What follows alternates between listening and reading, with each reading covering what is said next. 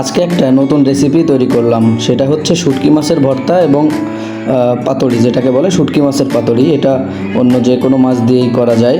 তো আমরা শুটকি মাছ দিয়ে ট্রাই করছিলাম। সর্বপ্রথম শুটকি মাছটা এবং পেঁয়াজ রসুন পরিমাণ মতো এবং কাঁচামরিচ ভেজে নিয়ে ওটা বেটে তারপর হচ্ছে আমরা কচুর পাতা ব্যবহার করছি। এখানে লাউয়ের পাতা অথবা মিষ্টি কুমড়ার পাতাও ব্যবহার করা যায়। তো সেক্ষেত্রে আমরা কচুর পাতাটা ব্যবহার করছি। কচুর পাতাটা অনেক টেস্টি এবং হেলদি হয় এজন্য।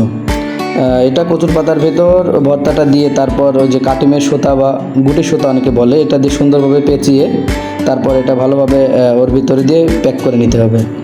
তারপর প্যানে প্রয়োজনীয় মতো তেল দিয়ে দিলাম। এটা হচ্ছে আমরা সরিষার তেল ব্যবহার করছি যেন ঝাঁজটা একটু ভালো হয়।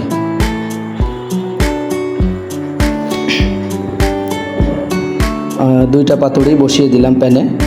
সরিষার তেলটা ভালো মতো বেশ গরম হয়ে গেছে। তারপর ঢেকে দিলাম একটু, যাতে পাতাটা ভালোভাবে সিদ্ধ হয়ে যায় এবং ভেতরের শুটকি মাছের ভর্তাটা ভালোভাবে ওর সাথে মিক্স হয়ে যায়।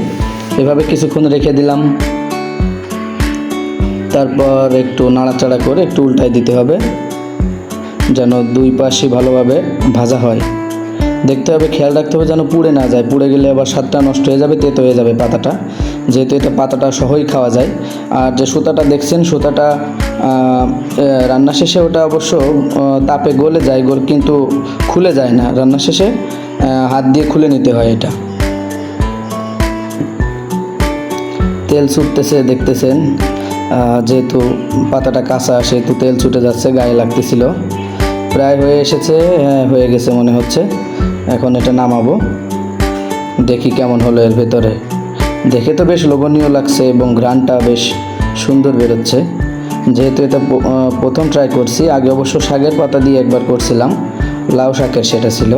এটা কচুর পাতা দিয়ে প্রথম ট্রাই করলাম। আশা করছি নিঃসন্দেহে এটা খুব টেস্টি হবে। আপনারাও চাইলে বাড়িতে এই ধরনের পাতুরি ট্রাই করে দেখতে পারেন। ধন্যবাদ সবাই।